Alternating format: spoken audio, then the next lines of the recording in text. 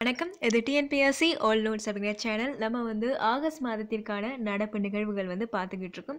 So இது TNPSC portal வெளியிட்டிருக்க பிடிஎஃப்லேருந்து பார்த்துக்கிட்டு இருக்கோம். இது அவங்களோட வெப்சைட்டில் போயிட்டு நீங்கள் டவுன்லோட் பண்ணிக்கலாம். ஏற்கனவே தமிழ்நாடு அப்படிங்கிற தலைப்பின் கீழே என்ன கொடுத்துருக்காங்களோ அதெல்லாம் பார்த்துட்டோம். ஸோ இப்போ இந்தியா அப்படிங்கிற தலைப்பின் கீழே என்ன கொடுத்துருக்காங்களோ அதுதான் பார்த்துக்கிட்டு இருக்கோம். ஏற்கனவே ஒரு 24 பக்கம் பார்த்துட்டோம். ஸோ மீதம் இருக்கிற பாயிண்ட்ஸ் மட்டும் பார்ப்போம். சரி, ரொம்ப அதிகமாக இருக்கிறதுனால பார்ட்டாக தான் பார்த்துக்கிட்டு இருக்கோம். அடுத்தது பார்க்கலாம். தேசிய பணியாளர் தேர்வு முகமை அமைப்பதற்கு மத்திய அமைச்சரவை ஒப்புதல் வழங்கியுள்ளது. ஸோ ஆகஸ்ட் மாதம் 19ஆம் தேதி ஒப்புதல் கொடுத்துருக்காங்க. எதுக்குன்னா இதே மாதிரி தேசிய பணியாளர் தேர்வு முகமை அப்படின்னு சொல்லிட்டு ஒன்று அமைக்கிறதுக்கு ஒப்புதல் கொடுத்துருக்காங்க. அமைச்சரவையில் ஒப்புதல் கொடுத்துருக்காங்க. இதை நேஷ்னல் ரெக்ரூட்மெண்ட் ஏஜென்சி அப்படின்னு சொல்லிட்டு சொல்கிறாங்க. ஆங்கிலத்தில் என்ஆர்ஏ அப்படின்னு சொல்கிறாங்க. டெல்லியை தலைமையிடமாக கொண்டு செயல்படும் அந்த அமைப்பு தேசிய பணியாளர் நியமன தேர்வு முகமை என்ற பெயரில் இயங்கும். அதன் தலைவராக மத்திய அரசின் செயலருக்கு நிகரான தகுதியுடையவர் நியமிக்கப்படுவார். ஸோ எதை தலைமையிடமாக வச்சு செயல்படும்னா டெல்லியை தலைமையிடமாக வச்சு செயல்படும். ஸோ இதோட தலைவராக யாரை போடுவாங்கன்னா சென்ட்ரல் கவர்மெண்டோட செயலருக்கு ஈக்குவலாக யாருக்கு தகுதி இருக்கோ அவங்கள இதில் தலைவராக நியமிப்பாங்க. இந்த அமைப்பில் ரயில்வே அமைச்சகம், நிதி அமைச்சகம், பணியாளர் தேர்வாணையம், ரயில்வே தேர்வு வாரியம், வங்கி பணிகள் தேர்வாணையம் இவங்களோட பிரதிநிதிகள் இருப்பாங்க. இந்த அமைப்பை உருவாக்குறதுக்காக 1517 கோடியை மத்திய அரசு ஒதுக்கீடு பண்ணியிருக்கு. மத்திய அரசோட பல்வேறு துறைகளில் குரூப் பி, குரூப் சி பணியிடங்களுக்கு தகுதியானவர்களை இந்த அமைப்பு தேர்வு நடத்தி தேர்ந்தெடுக்கும். குரூப் பி, குரூப் சி இதிலெல்லாம் வேலைக்கு தகுதியானவங்களை இந்த அமைப்பை தேர்வு செய்யும். இப்போ ஒரே பொது தேர்வின் மூலம் அரசின் 3 முக்கிய துறைகளுக்கு தகுதியானவர்கள் தேர்ந்தெடுக்கப்படுவர். பின்னர் மற்ற துறைகள் சேர்த்து கொள்ளப்படும். ஸோ இப்போ என்ன சொல்கிறாங்கன்னா ஒரே ஒரு பொது தேர்வு மூலமாக அரசோட 3 முக்கியமான துறைகளுக்கு தகுதியானவங்களை தேர்ந்தெடுப்பாங்க. அதுக்கப்புறம் மற்ற துறைகளையும் சேர்த்துப்பாங்க அப்படின்னு சொல்கிறாங்க.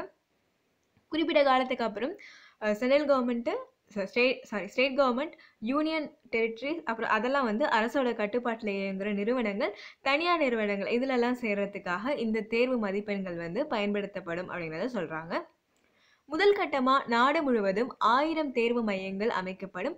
ஒவ்வொரு மாவட்டத்திலும் குறைந்தது ஒரு தேர்வு மையமாவது அமைக்கப்படும். இதனால தேர்வு எழுதுறதுக்காக யாரும் அவங்களோட சொந்த மாவட்டத்தை விட்டு வெளியே செல்ல வேண்டிய அவசியம் இருக்காது அப்படிங்கிறதையும் சொல்கிறாங்க. அடுத்து பார்க்கலாம்.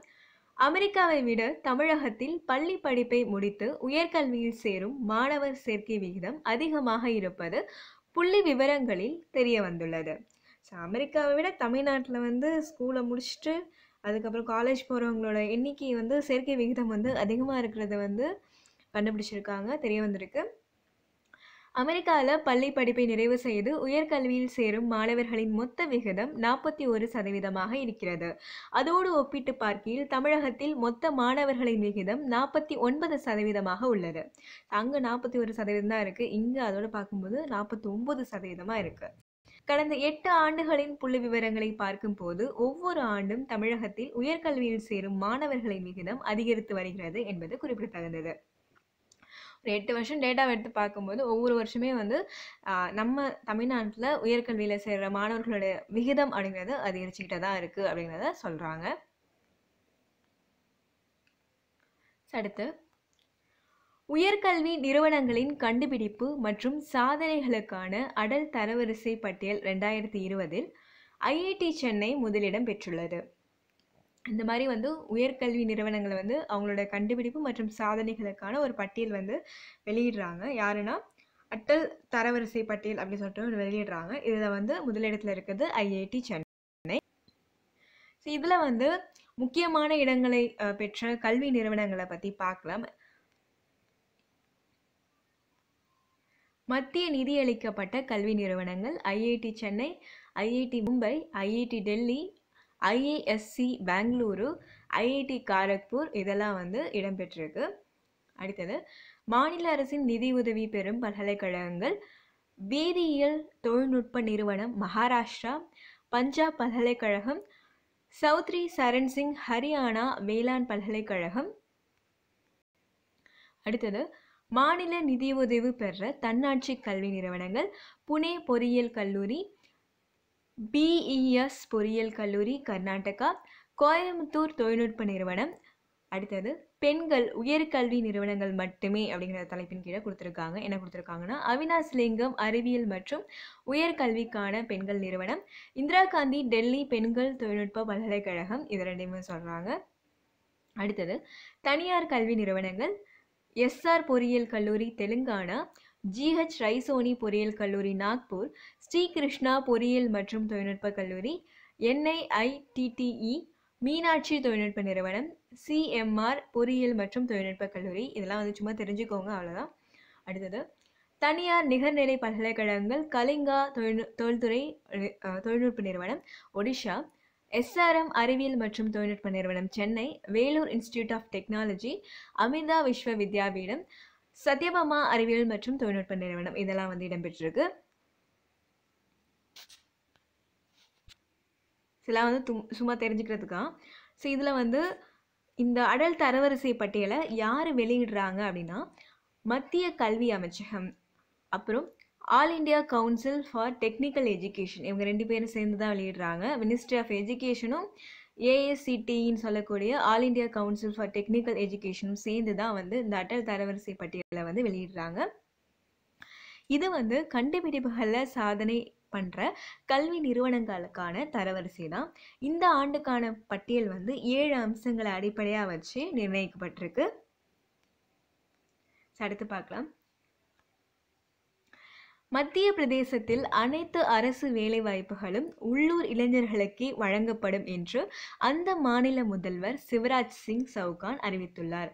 என்ன சொல்லியிருக்காங்கன்னா அங்கே இருக்கிற எல்லா கவர்மெண்ட் வேலைவாய்ப்புமே வந்து அங்கே உள்ளூர் இளைஞர்களுக்கு தான் கொடுக்கப்படும் அப்படின்னு சொல்லிட்டு மத்திய பிரதேசத்தோட முதல்வர் சிவராஜ் சிங் சவுகான் வந்து சொல்லியிருக்காரு. இதை வந்து உறுதி செய்கிற வகையில் வந்து சீக்கிரமே வந்து ஒரு சட்டம் வந்து ஏற்றுவோம் அப்படிங்கிறதையும் சொல்லியிருக்காரு. ஏற்கனவே வந்து கமல்நாத் தலைமையில் முந்தைய காங்கிரஸ் ஆட்சியப்போ வந்து அந்த மாநிலத்தோட தொழிற்சாலைகளில் உள்ளூர் வாசிகளுக்கு 70% வேலைவாய்ப்பு வழங்கப்படும் அப்படின்னு சொல்லியிருந்தாங்க. முன்னாடி உள்ள காங்கிரஸ் ஆட்சி அப்போ வந்து சொல்லியிருந்திருக்காங்க. அது மாதிரி வந்து இப்போவும் வந்து மத்திய பிரதேசத்தில் இருக்கிற அரசு வேலைவாய்ப்புகள் வந்து உள்ளூர் இளைஞர்களுக்கு தான் கொடுக்கப்படும் அப்படின்னு சொல்லிட்டு சிவராஜ் சிங் சவுகான் வந்து சொல்லியிருக்காரு. அடுத்தது உத்தரப்பிரதேசத்தில் உள்ள மாண்டவாடி ரயில் நிலையத்தை பனாரஸ் என மறுபெயரிட உள்துறை அமைச்சகம் ஆகஸ்ட் 17, 2020 அன்று ஒப்புதல் வழங்கியுள்ளது. அங்கே ஒரு உத்தரப்பிரதேசத்தில் ஒரு ரயில் நிலையம், அதோட பேர் வந்து மாண்டவாடி ரயில் நிலையம். இதை வந்து பனாரஸ் அப்படின்னு சொல்லிட்டு பேர் வைக்கிறதுக்கு உள்துறை அமைச்சகம் வந்து ஒப்புதல் கொடுத்துருக்கு. இந்த பேரை வந்து மாற்ற போகிறாங்க. மாண்டவாடி ரயில் நிலையத்தை பனாரஸ் அப்படின்னு சொல்லிட்டு பேர் மாற்ற போகிறாங்க. எங்கன்னா உத்தரப்பிரதேசத்தில். அடுத்தது இயற்கை விவசாயிகளின் எண்ணிக்கையில் இந்தியா முதலிடத்திலும் கரிம வேளாண்மையின் கீழ் பரப்பளவில் 9வது இடத்திலும் உள்ளதாக மத்திய வேளாண் அமைச்சகம் தெரிவித்துள்ளது.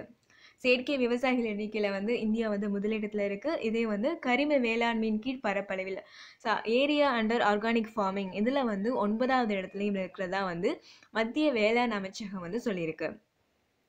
மேலும் குறிப்பிட்டு சொல்லணும்னா சிக்கிம் மாநிலம் முழுவதுமாக இயற்கை விவசாயத்திற்கு மாறிய உலகின் முதல் மாநிலமாக உருவெடுத்திருக்கு. ஸோ இதில் வந்து முழுமையாகவே வந்து ஆர்கானிக்காக மாறின உலகத்தோட முதல் மாநிலமாக வந்து சிக்கிம் மாநிலம் வந்து மாறியிருக்கு. இதை பற்றின கூடுதல் தகவலை வந்து பார்க்கலாம். இயற்கை விவசாயத்தை ஊக்குவிக்க மத்திய அரசினால் 2015ஆம் ஆண்டில் வேதியியல் இலவச விவசாயத்தை ஊக்குவிப்பதற்கான வடகிழக்கு பிராந்தியத்திற்கான மிஷன் ஆர்கானிக் மதிப்பு சங்கிலி மேம்பாடு மற்றும் பரம்பரக கிருஷி விகாஸ் யோஜனா இது மாதிரி 2 பிரத்யேக திட்டங்கள் வந்து தொடங்கப்பட்டுச்சு. ஸோ இதை மாதிரி வந்து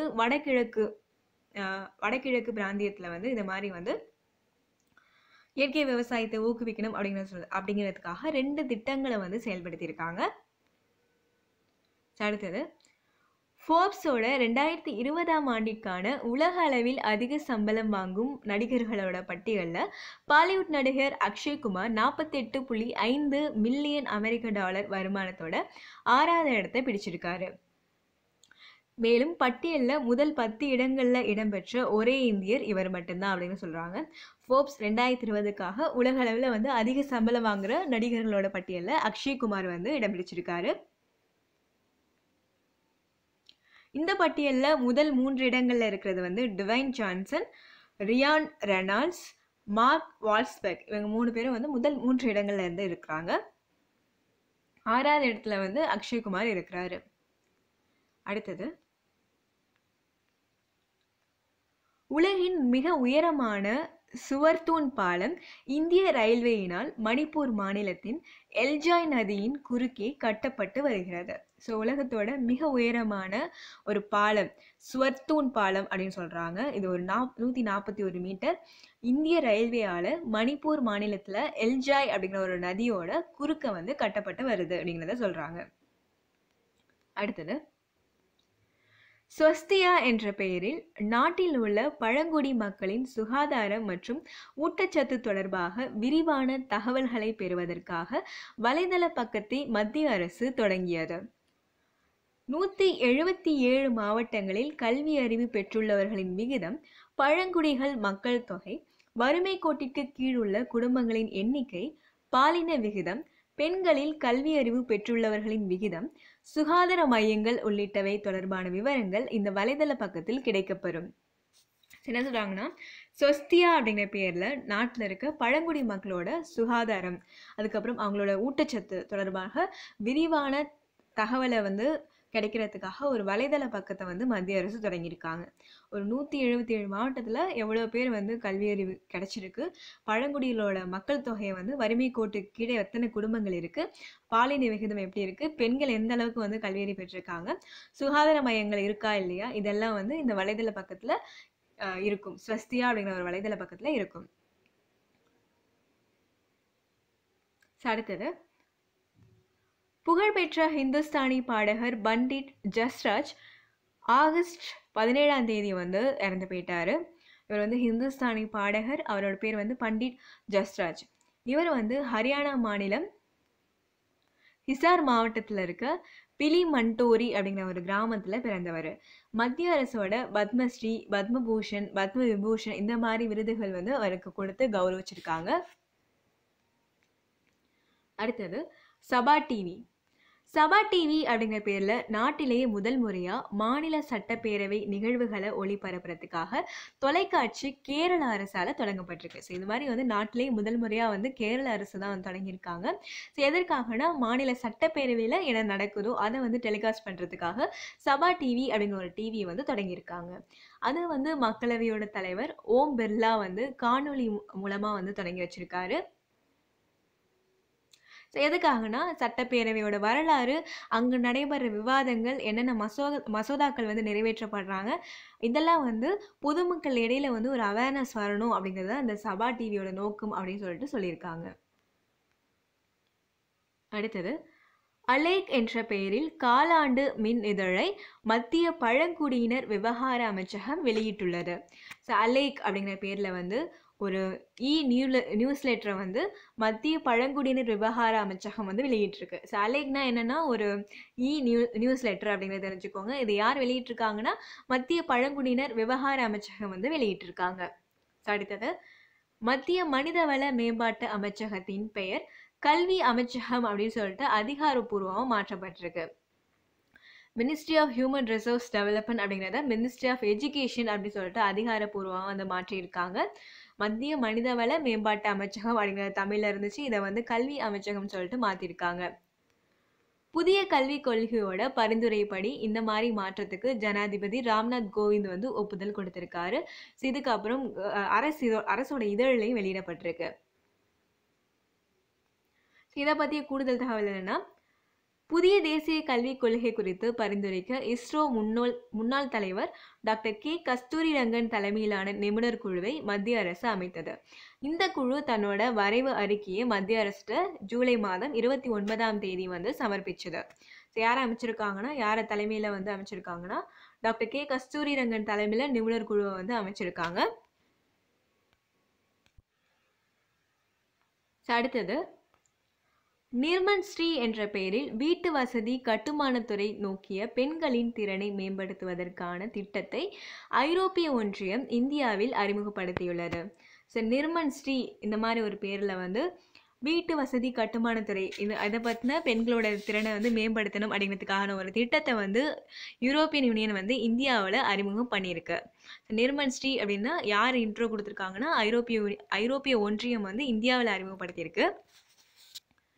1 மில்லியன் யூரோ செலவில் அமல்படுத்தப்படுற இந்த திட்டம் வந்து மகாராஷ்டிராவோட பீட் மற்றும் ஒஸ்மானாபாத் இந்த மாவட்டங்களிலும் ஒடிஷாவோட தெங்கனல் மற்றும் ஜஜ்பூர் மாவட்டங்கள்லையும் வந்து செயல்படுத்தப்படும் சொல்கிறாங்க. மகாராஷ்டிரா ஒடிஷா இங்கே இருக்க மாவட்டங்களில் செயல்படுத்தப்படும். வீட்டு வசதி துறையில் தொழில்நுட்பம் மற்றும் தொழில் முனைவோர் திறன்களுக்காக 3000 பெண்களுக்கு இந்த திட்டம் கீழே வந்து பயிற்சி கொடுக்கப்படும். லாப நோக்கமற்ற அமைப்பான ஹபிடட் ஃபார் ஹியூமனிட்டி இந்தியாவும் இந்த திட்டத்திற்கு நிதியளிக்கிறதுக்காக ஐரோப்பிய ஒன்றியத்தோட வந்து கைகோர்த்திருக்கு. நிர்மல் ஸ்ரீ அப்படிங்கிறது எதற்கான வீட்டு வசதி கட்டுமானத்துறை இதில் வந்து பெண்களோட திறனை மேம்படுத்துறதுக்கான ஒரு திட்டம். இதை இன்ட்ரோ பண்ணது யாருன்னா ஐரோப்பிய ஒன்றியம் வந்து இன்ட்ரோ பண்ணியிருக்கு. இந்தியாவில் மகாராஷ்டிரா ஒடிஷா இந்த ஸ்டேட்டில் வந்து கொடுத்துருக்காங்க. ஒரு 3000 பெண்களுக்கு வந்து இந்த திட்டத்தின் கீழே வந்து பயிற்சி கொடுக்கப்படும் அப்படிங்கிறத சொல்லியிருக்காங்க. 1 மில்லியன் யூரோ செலவில் இந்த திட்டம் வந்து அமல்படுத்தப்படுது. அடுத்தது தேசிய டிஜிட்டல் சுகாதார திட்டம். தேசிய டிஜிட்டல் சுகாதார திட்டம் இந்த பேரில் வந்து நாட்டு மக்கள் அனைவருக்கும் தனி சுகாதார அடையாள அட்டை வழங்கப்படும் திட்டத்தை 74வது சுதந்திர தின உரையில் பிரதமர் மோடி அவர்கள் தொடங்கி வச்சிருக்காரு. இது மாதிரி வந்து நாட்டு மக்கள் எல்லாருக்குமே வந்து தனி சுகாதார அடையாள அட்டை கொடுக்கணும் அப்படிங்கிறதுக்கான திட்டத்தை வந்து தொடங்கி வச்சிருக்காரு. இதை வந்து ஆயுஷ்மான் பாரத் பிரதான் மந்திரி ஜன் ஆரோக்கிய யோஜனா திட்டத்தை செயல்படுத்திட்டு வர தேசிய சுகாதார ஆணையம் வந்து தேசிய டிஜிட்டல் சுகாதார திட்டத்தை வடிவமைச்சு நடைமுறைப்படுத்த போகுது. இது நடைமுறைப்படுத்த போகிறது வந்து தேசிய சுகாதார ஆணையம். இந்த திட்டத்தின் கீழே ஒவ்வொரு இந்தியருக்கும் சுகாதார அடையாள அட்டை வந்து வழங்கப்படும். அதில் வந்து அவங்களுக்கு இருக்கிற நோய், நடத்தப்படுற மருத்துவ பரிசோதனை, இந்த பரிசோதனையோட அறிக்கைகள், கொடுக்கப்படுற மருந்துகள், இந்த மாதிரி தகவல்கள்லாம் வந்து சேமித்து வைக்கப்படும். இதோட அடிப்படையில் தேவையான சிகிச்சைகளை வந்து செய்வாங்க. இதுதான் வந்து தேசிய டிஜிட்டல் சுகாதார திட்டம். இதை வந்து சுதந்திர தினம் அப்போ வந்து பிரதமர் மோடி அவர்கள் வந்து சொல்லியிருக்காரு. அடுத்த 1000 நாட்களில் ஒவ்வொரு கிராமமும் அடுத்த 1000 நாட்களில் வந்து ஒவ்வொரு கிராமமும் கண்ணாடி இழை இணைய கேபிள் இணைப்புடன் இணைக்கப்படும் எனவும், லட்சத்தீவு கடல் நீருக்கடியில் அமைக்கப்படும் கண்ணாடி இணைய கேபிள் மூலம் இணைக்கப்படும் அப்படின்னு சொல்லிட்டு 74வது சுதந்திர தின உரையப்போ வந்து பிரதமர் மோடி அவர்கள் வந்து சொல்லியிருக்காரு. அடுத்தது முன்னாள் பிரதமர் அடல் பிகாரி வாஜ்பாய் அவர்களோட பேரில் உத்தரப்பிரதேச மாநிலம் லக்னோவில் 200 கோடி மதிப்பில் மருத்துவ பல்கலைக்கழகம் வந்து உத்தரப்பிரதேச அரசால் அமைக்கப்பட்டிருக்கு. ஸோ முன்னாள் பிரதமர் அடல் பிகாரி வாஜ்பாய் அவங்களோட பேரில் உத்தரப்பிரதேச மாநிலம் லக்னோவில் 200 கோடி மதிப்பில் மருத்துவ பல்கலைக்கழகம் வந்து அந்த கவர்மெண்ட் வந்து அமைச்சிருக்கு. ஸோ இதோட வந்து இந்த வீடியோ வந்து முடிச்சுக்கலாம். இது வந்து 29வது பக்கம் வரைக்கும் வந்து பார்த்துருக்கோம். ஸோ இது வந்து ரொம்ப பெரிய டாபிக் அப்படிங்கிறதுனால பாட்டாக தான் பார்த்துக்கிட்டு இருக்கோம். மீதம் என்னென்ன கொடுத்துருக்காங்களோ இதை வந்து அடுத்தடுத்த வீடியோவில் வந்து பார்க்கலாம். இந்த வீடியோ உங்களுக்கு பயனுள்ளதாக இருந்தால் கண்டிப்பாக வந்து லைக் பண்ணுங்கள், கமெண்ட் பண்ணுங்கள், ஷேர் பண்ணுங்கள். நன்றி.